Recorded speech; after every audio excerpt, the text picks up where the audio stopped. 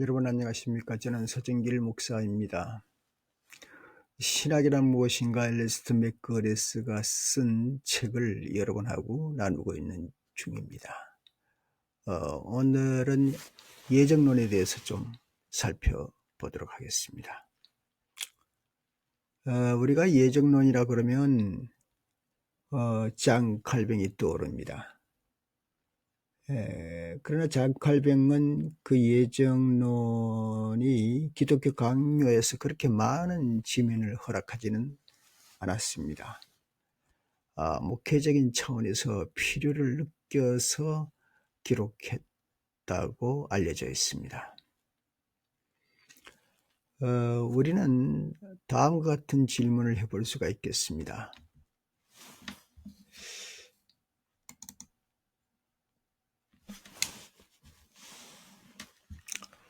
나는 구원받도록 예정을 받은 사람인가 아니면 멸망받도록 예정되었는가 하는 질문입니다. 이것을 질문하지 않고 확신에 찬 사람도 많이 있겠지만 또 많은 사람들은 여기에 대해서 궁금해하고 있습니다. 그렇다면 이 내가 구원받은 사람이 확신에 대한 그 기준, 또 원리를 알 수 있는 방법은 무엇인가 하는 것입니다. 이 문제를 두고 다음과 같은 히퍼의 아우구스티누스가 말한 몇 가지를 살펴보도록 하겠습니다. 먼저 은총이라고 할 때 은총이 무엇인가? 우리는 지난 제53강에서 은총은 하나님의 선물이라는 것으로 배웠습니다. 만약에 은총이 보상이라면 내가 그 은총을 나의 노력을 통해서 얻을 수 있다는 결론이 맺어집니다. 그러나 아우구스티누스는 그럴 수 없다. 구원을 자기가 노력해서 손에 넣을 수 없다. 그 성경적이 아니다라고 말을 했습니다. 그런데 은총이 선물이라면 하나님이 어떠한 개인의 조건을 따지지 않고 마음대로 은총을 베풀거나 베풀지 않거나 할 수 있어야 된다는 얘기죠. 그러므로 선물은 모든 사람에게 주어지는 것이 아니죠. 오직 일부에게 주어지는 것이 선물의 원리입니다. 그래서 아우구스티누스는 하나님이 은총을 주거나 주지 않을 수 있어야 한다. 거기에 근거해서 하나님의 자비로우심은, 즉 은총을 주심은 보편적인 것이 아니라 특수한 것이라고 보고 있는 것입니다. 아우구스티누스는 이렇게 주장을 하면서 결코 하나님이 어떤 사람을 저주하기로 예정되었다 그렇게 말하지는 않습니다. 그저 다만 누군가는 구속, 또 누군가는 구속을 받지 못한다 이렇게 표현은 했습니다. 양극단이 생기게 되는 것이죠.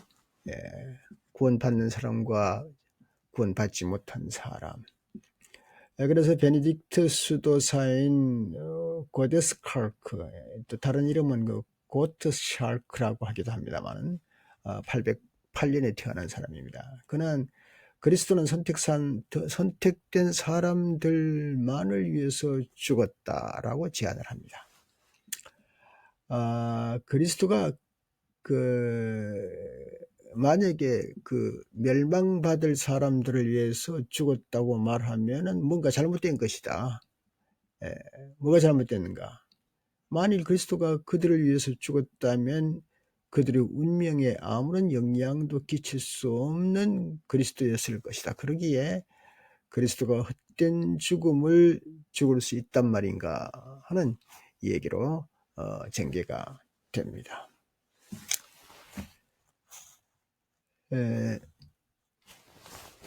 두 번째는 이제 가톨릭의 논쟁들을 볼 수가 있습니다. 이게 토마스주의와 몰리니즘과 얀센주의가 있습니다. 제가 이 앞에다가 예지와 예정 그리고 이성 이 몇 가지를 적어 놓았습니다만은 좀 보십시다. 토마스 아퀴나스는 1225년에 태어난 사람인데요.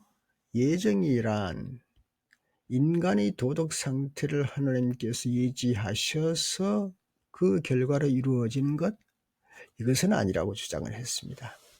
다시 말씀드려서 하나님이 어떤 것을 미리 예견하셔서 그 사람이 그렇게 될 것이라고 예견하고 그래서 그 사람을 예정한 것이다.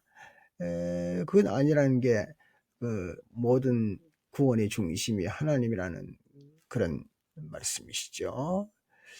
그렇게 중요한 사실은 무엇입니까? 예정이란 하나님의 자유로운 선택에 근거를 해야 된다.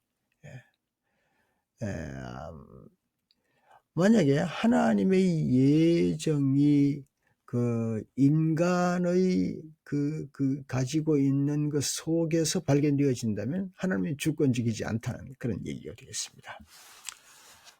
그러면서 이 토마스 아퀴나스는 표현하기를 그러나 하나님이 예정을 하고 이끌어 나가는 과정에 있어서 이성을 사용을 한다, 그렇게 주장을 하고 있습니다.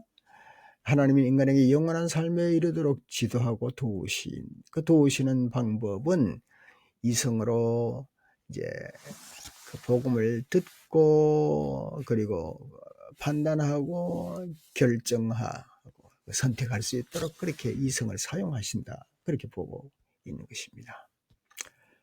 리미니의 그레고리우스라는 이름은 참 많아가지고요. 리미니 1300년에 태어난 사람입니다. 이중 예정론을 펼치면서 선택된 사람과 버림받은 사람을 하나님이 미리 결정하셨다고 주장을 했습니다. 그러나 이것이 목회에 미치는 영향이 매우 크기 때문에 상당히 가르치기를 좀 주저했다는 이야기가 있습니다. 여기서 가톨릭 교회 안에서 논쟁이 있는데요. 스페인의 예수의 신학자 몰리니라고 하는 사람이 있습니다. 이 사람 중심으로 이제 몰리니즘이 시작되는데, 그들의 주장은 하나님은 있을 수 있는 모든 상황에서 인간이 특정한 자원을 제공받을 때 어떻게 자유롭게 행동하실지를 아신다. 따라서 이 예정이란 개인이 하나님께서 원하시는 일을 자유롭게 선택할 수 있는 상황을 조성하신다. 인간이 속에 들어있는 것을 하나님이 아시고 그를 선택하셨다. 조금 다른 것은 하나님이 예정을 하시고 그에게 받아들일 수 있는 어떤 상황과 요소와 심리적인 감정까지도 이렇게 컨트롤 하셨다. 조금의 차이가 있습니다만은 이 두 가지가 좀 이렇게 논쟁점이 되었습니다. 이제 예를 하나 듭니다. 베드로가 예수님의 제자가 될 때에, 또 그가 신앙 고백을 할 때에, 그리고 그가 어떤 믿음의 행동을 해 나갈 때에 하나님은 베드로의 자유로운 활동 속에서 그가 결정할 수 있는 환경을 조성하셨다, 그렇게 보는 것입니다. 그래서 여기에는 하나님의 자유와 인간의 자유가 엮어지고 둘 다 어쩌면 만족시킬 수 있는 그런 이점을 가지고 있긴 합니다. 그리고 얀센주의가 있는데요. 이 운동은 코르넬리우스 얀세니우스 1585년에 태어났습니다. 이 사람이 이제 히포의 아우스티누스에 대한 영향으로 인해서 하나님이 선택, 하나님의 예정은 인간이 거스를 수 없다. 거스를 수 없는 유효한 은총, 여기에 강조점을 두었습니다. 즉 예정은 하나님의 자유로운 결정의 결과이며 이 결정에 의해서 인간의 일부만이 구원을 받도록 예정되었다는 것입니다. 그러나 이것은 칼빈주의와 유사하다, 그래서 또 가톨릭에서는 받아들일 수 없게 되었던 것입니다.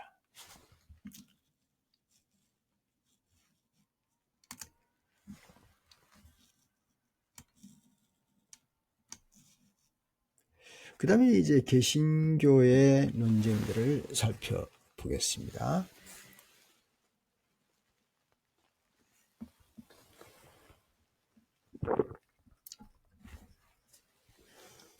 개신교에서는 이제 칼뱅주의와 아르미니스주의 이 두 가지가 상당히 거대한 두 개의 산으로 보이죠. 우리는 존 칼뱅을 종교개혁자 가운데 조금 전에 말씀드린 대로 예정론의 신학 체계를 중심 삼은 사람이라고 생각하고 있습니다. 그런데 기독교 강요에서 이 예정론의 부분을 칼빈은 단지 3권 21장에서 24장 넉 장에 할애하였습니다. 그의 정의에 의하면 예정이란 하나님의 영원한 작정으로 하나님 자신이 각 사람에게 일어나기를 원하는 것을 결정하는 것이다. 하나님은 모든 사람을 동일한 조건으로 창조하시지 않고 어떤 사람은 영원한 생명, 어떤 사람은 영원한 형벌에 이르도록 정하였다. 자, 이제 여기에 회의감을 느끼는 사람이 참 많이 있습니다. 좀 분석을 해볼 필요가 있습니다. 첫째, 모든 사람이 실제적으로 구원받지 않은 사람이 있지 않느냐. 그 사람들을 어떻게 표현해야 되느냐는 거죠. 복음을 믿는 사람이 있는가 하면은 복음을 거부하는 사람도 있다. 이 사람들을 어떻게 우리가 해석을 해야 되느냐. 그렇다면 왜 어떤 사람은 복음에 응답하고 어떤 사람은 그렇지 않은가, 그 이유를 설명을 해야 되는 것이죠. 이것을 설명할 때에 하나님의 전능의 개념에서 설명을 하는 것보다는 인간의 경험을 그 기준을 해서 그 경험을 성서에 비추어서 해석하고 성찰해 보는 것이 어떠냐, 그렇게 본 것입니다. 믿음과 예정은 개인들의 경험을 먼저 하고 성서적으로 이렇게 응답할 수 있게 되는 것이죠. 쉽게 말하면 이제 내가 예수 그리스도를 믿고 보니 그냥 교회 오라 해서 들어갔는데, 들어가 보니 사실은 하나님이 나를 선택하셨다는 것을 발견할 수가 있었다. 이것이 이제 그 경험에서 성서적으로 그 이해를 접근해 나가는 방법입니다.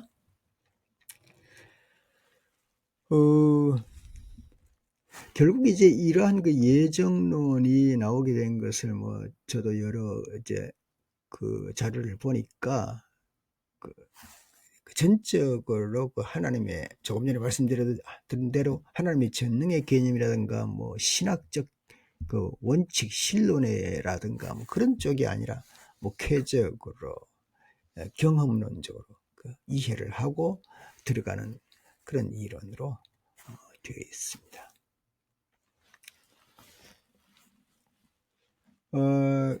여기에 이제 부득이하게 우리가 잘 알고 있는 것을 한번 또 열어볼 수밖에 없는데요. 그것이 칼빈의 그 예정론에 관련된 칼빈의 5대주의 강령이죠.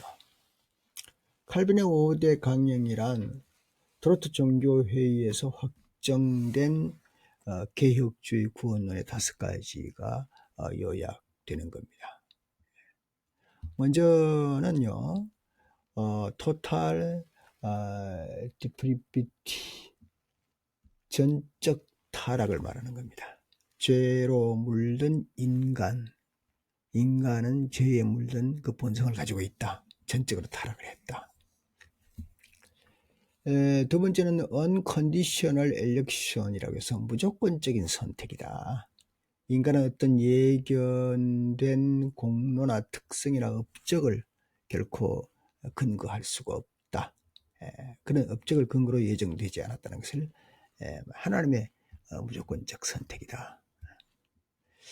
세 번째는 limited atonement,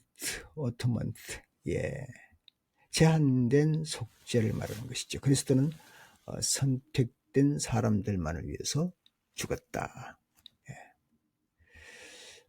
네 번째는 불가항력적 은혜죠. irresistible grace. 선택된 사람들은 반드시 부름을 받고 구원을 얻게 된다는 것입니다. 불가항력적인 은혜. 내가 결코 거부할 수 없다는 것이죠. 다섯 번째는 perseverance of the saint. 성도의 견인이죠. 하나님이 참으로 예정한 사람들은 그 부르심에서 어떤 식으로든 벗어날 수 없기 때문에 성도를 항상 지켜주신다. 그런 뜻이 되겠습니다. 여기서 칼빈주의 5대 강령이랑 특정한 구속을 얘기하는데 이걸 이제 강하게 비판한 사람들이 있습니다.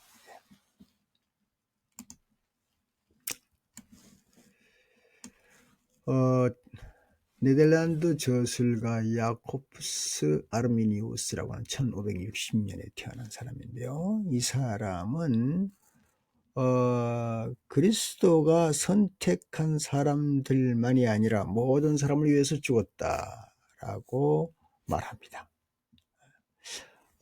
이들은 그리스도가 선택한 사람들만이 아니라 모든 사람을 위해서 죽을 수밖에 없는 것은 결국 이제 그 그리스도의 사역은 보편적이다.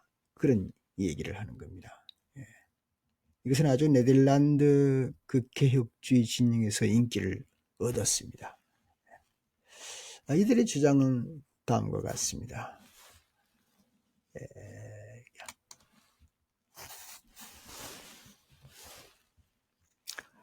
하나님은 세상이 존재하기 전에 그리스도 안에서 영원하고 불변하는 뜻을 정하셔서 타락하고 죄에 물든 인류 가운데서 은총을 입어 예수 그리스도를 믿고 순종하며 신앙을 지키는 모든 사람들을 택하여 영원한 생명으로 이끌기로 결정하셨다.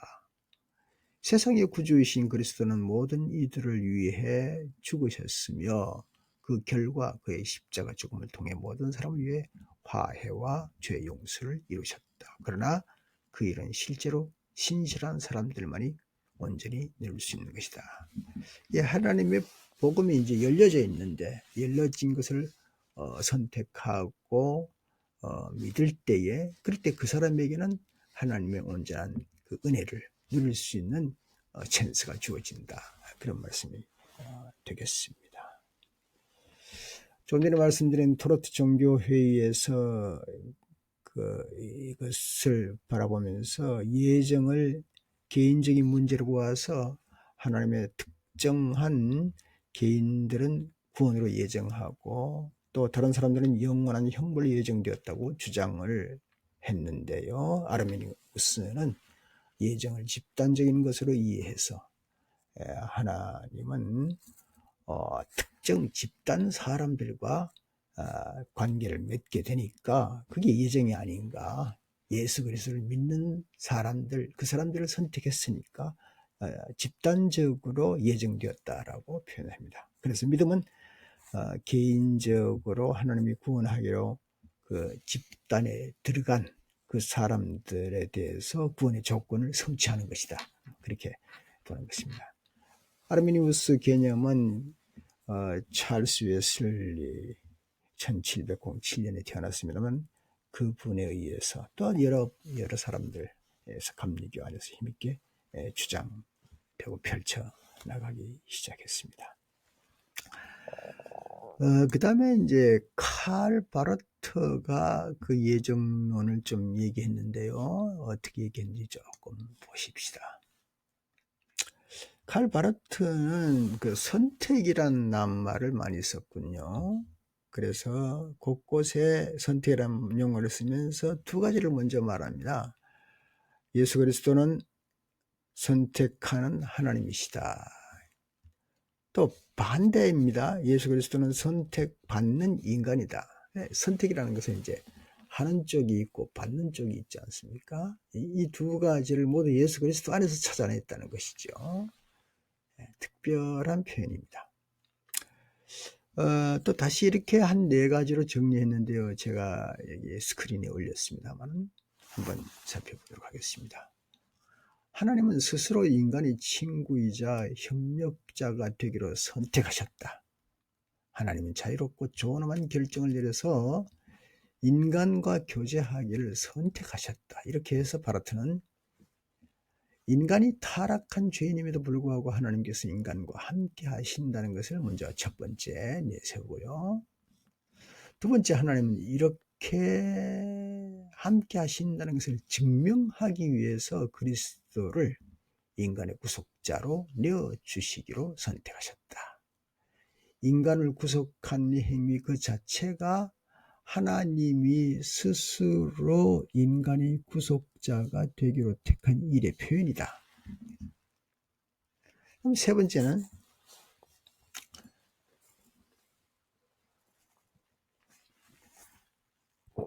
하나님은 구속에 따르는 고통과 대가를 완전히 감당하기로 선택하셨다. 이제 당신이 인간을 구원하기로 선택하셨을 뿐만 아니라 내가 그 구원의 문제를 감당하기로 선택하셨다는 거죠. 하나님은 타락한 인간이 책임져야 할 몫과 고난과 죽음을 통해 끌어내기로 선택하셨다. 네 번째는 하나님은 우리가 버림받지 않도록 하기 위해서 그리스도를 버리셨다. 예정의 부정적인 측면은 죄인인 인간이 감당해야 마땅한데 선택하는 하나님이면서 선택받는 인간이기도 한 그리스도가 인간 대신 그것을 짊어지게 되었다.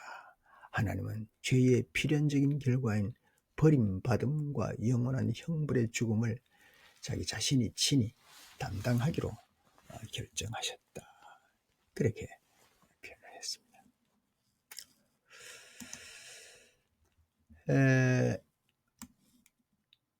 여기에서 이제 다음으로 넘어가기 전에 조금 전에 질문해 본 질문을 다시 한번 해보겠습니다.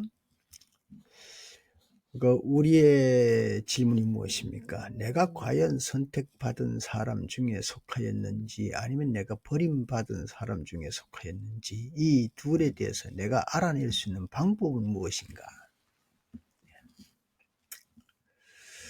그건 이제 이렇게 봅니다. 첫 번째는 선택받은 사람은 누구나 그 선택의 결과로 분명한 표지를 지닌다. 선택받아가지고 하나님 자녀가 되었으면 표시가 있을 거예요. 표시가 있을 거 아닙니까? 예. 내가 어떤 회사의 사원이 되었으면 사원이 됐다는 것은 표시가 있을 거 아닙니까? 예를 들어서 내가 그 회사의 물건을 선전한다든지 어떻든 하여튼 어떤 회사에 내가 삼성에 들어갔다면 삼성 직원이라는 것이 어떤 방법으로든지 표시되어야 되지 않는가. 내가 선택받았다면 하나님의 자녀라는 어떤 표시가 되어야 된다는 것이죠. 근데 두 번째가 뭡니까? 그런데 나는 그런 표시가 있다. 나는 그런 표지를 가지고 있다. 나를 하나님의 자녀로 드러낼 수 있는 어떤 무엇인가를 가지고 있다. 있냐? 있으면 세 번째. 따라서 나는 선택받은 사람에 속한다. 그러면 그것이 뭐냐는 거죠. 그 표시가 내가 크리스찬으로서 가지고 있는 표시가 내 보일 수 있는 표시가 되면 그것이 무엇인가? 이제 문제가 중요하죠. 여기에서 이제 그 경제학으로 뭐 표현이 좀 되어보는 겁니다. 그리스도인들이 경제 그러면은 좋아하는 사람도 있고 좋아하지 않는 사람도 있습니다. 예. 마치 돈만 아는 그리스도인 뭐 그렇게 이제 부정적으로 말하면 좋지 않은 것이고, 또 이 역사나 시대를 어떤 발전시킨 그리스도인 그러면 또 긍정적인 면이 되겠죠.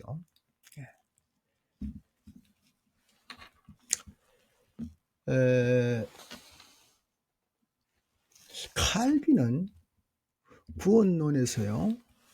지금 죄를 좀 확대해 놓고 봅시다. 칼빈은 구원론에서 구원의 근거가 행위가 아니라고 말한 바 있습니다. 물론 그 성서적입니다. 행위가 아니죠. 믿음이죠. 그러나 신자가 행위로 구원받지 않지만 구원받았다고 하는 입증은 행위로 나타나는 것이죠. 행위로 나타나는 것이죠. 행위로 전혀 나타나지 않았으면 그 사람의 구원은 의심을 해봐야 됩니다. 과연 구원받았는가? 어떤 선한 행위가 일어났을 때에 비로소 스피릿 오브 어답션, 양자의 영이 부어졌음을 입증할 수가 있습니다. 여기서 우리는 비로소 이제 노동윤리의 형성의 첫 단추를 열게 되는 겁니다. 즉 착한 행동, 책임 있는 행동, 그런 것들을 통해서 선택받은 사람이라는 것을 표시할 수가 있는 겁니다.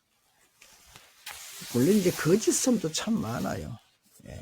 선을 행하는 사람 중에 뭐 자기를 드러내려고 하고 또 아닌데 그런 것처럼 하고 얼마든지 있긴 있습니다만은 올바른 선행을 기준해서 한번 정리해 보는 겁니다. 여기에서 이제 조금 전에 3단 논법을 나누었죠. 나는 선택받은 사람이다. 어떤 표지가 있다. 그러므로 나는 선택받은 사람이다. 뭐 그런 3단 논법이 있습니다만은 자신이 선택받았다고 하는 분명한 표지를 통해서 자기 자신을 세상에 증명해 보인다. 물론 이제 거기는 심리적인 압박이 있습니다. 아이고 내가 뭐 크리스찬이면서도 제대로 크리스찬답게 살지 못한다. 그런 심리적인 압박은 있지만 어떻든 그리스도인은 스스로가 내가 세상의 어떤 그 직업이나 노동을 통해서 삶의 형태를 통해서 하나님을 섬기고 영화롭게 한다 하는 그런 원칙이 있어서 상당히 칼빈의 예정론과 이 베버의 경제론이 상당히 깊게 연결이 되고요. 베버는 그렇게 또 칼빈의 예정론이 휩쓸고 지나가면서 우리 기독교 그러니까 프로테스탄트를 통해서 경제가 많이 성장했다. 경제가 성장하는 것만 좋으냐 하는 그 문제를 또 나중에 두고 얘기하고요. 베버는 이런 얘기를 했습니다. 베버는요,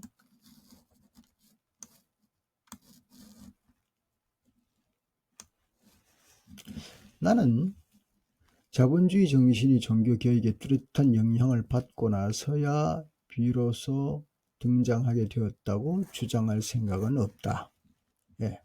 자본주의 정신이 종교개혁을 함으로 말미암아 이루어졌다는 그런 얘기 아니라는 것이죠. 왜냐하면 종교개혁이 일어나기 오래전에 벌써 이미 자본주의적 시인 기업체들이 존재해 왔었다. 사실은 예전에 카톨릭을 기준해서는 사제들만 책임성 있는 그 도덕, 윤리, 그리고 어떤 자기 책임적인 존재를 철저히 또 종교적인 존재를 지켰지만 평신도에게는 그렇게 많이 요구하지 않았고 적절하게 그냥 예스 하나님 믿습니다 하는 상태로 되었었습니다. 지금은 천주교도 많이 달라졌죠. 그렇지만은 개신교가 등장하면서 모든 사람들은 다 경건하게 살아야 되고 하나님을 섬겨야 되고 철저히 성수주의를 해야 되고 11조를 해야 되고 자기 직업에 충실해야 되고 하는 것이 타이트하게 진행되었지요. 그 이제 이번 얘기는 그런데 이전에도 자본주의가 기업체들이 존재해 왔지만은 근데 자본주의가 발전하는 데 있어서 꼭 필요한 심리적인 전제 조건을 프로테스탄티즘이 제공했다고 나는 본다. 이렇게 말을 했습니다. 이 논제를 전혀 신뢰할 수 없는 것이라고 여기는 사람이 있는가 하면 적극적으로 받아들이는 사람들도 있습니다. 역사를 온전히 이해하기 위해서 우리는 뭐 경제학뿐만 아니라 시대의 흐름이나 이런 속에서 우리는 계속해서 신학 공부, 특별히 현대 신학 공부를 많이 할 필요를 느낄 수 있다라고 봅니다. 오늘은 예정론에서 여러분들과 나누었습니다. 감사합니다.